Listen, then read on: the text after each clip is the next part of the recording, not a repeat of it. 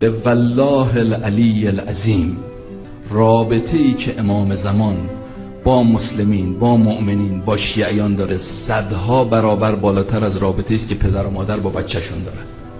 رابطه پدر و مادر با بچه رابطه غریزیه، اما رابطه امام زمان علیه السلام با بچه‌هاش، با شیعیانش رابطه الهیه، یعنی از سنخ محبت و رابطه خداست، قابل مقایسه با پدر و مادر. وقت پدر و مادر دائم برای بچه‌شون دعا میکنن، اگه بچه یه مقدار کاهل نماز باشه، یه مقدار شل باشه، پدر و مادر چقدر قصه بخورن، دائم دعا میکنن. وقت امام زمان دعا نمیکنه. اومد به امام رضا گفت آقا اگه میشه برای من و زن و بچه‌م دعا کنید. این روایت تو اصول کافیه. امام رضا فرمود اول است و افعل، من این کارو نمیکنم، دائم دارم براتون دعا میکنم. به خصوص اون کسی که به یاد حضرت هست و چیزی رو هدیه میکنه به امام زمان.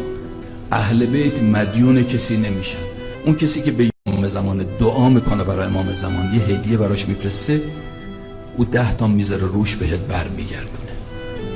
عبدالرحمن اصفهانی میگه من در زمان متوکل، در زمان امام هادی علیه السلام سامرا بودم، دیدم آقا داره میاد میره تو دربار متوکل، میترسیدم که متوکل او رو احضار کرده برای کشتنش.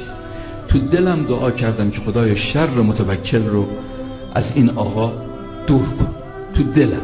تو دلم دعا کردم، امام که رو مرکبش بود داشت میرفت به سمت دربار متوکل، رو به من کرد گفت عبدالرحمن خدا دعای تو رو مستجاب میکرد، شرش به من نمیرسه، خدا بهت مال زیاد، عمر طولانی و فرزندان و نسل کثیر بده. خودش وقتی این داستان رو نقل کرده میگه الان بیش از 80 سال از عمر من گذشته و خدا دیگه تا کی برام عمر بده نمیدونه، طولانی داره. تو اصفهان ثروتمندتر از من نیست. تو زمان او دعای امام هادی علیه السلام و فرزندان کثیری داره. یه دعا برای امام زمان کرد، برای امام زمانش یعنی امام هادی کرد، حضرت 3 تا دعا براش کرد. اهل بیت مدیون کسی نمیشن. این دعا رو سید ابن طاووس نقل کرده، دعای امام زمان که اللهم ان شیعتنا خلقت من طینتنا، خدایا شیعیان ما از جنس ما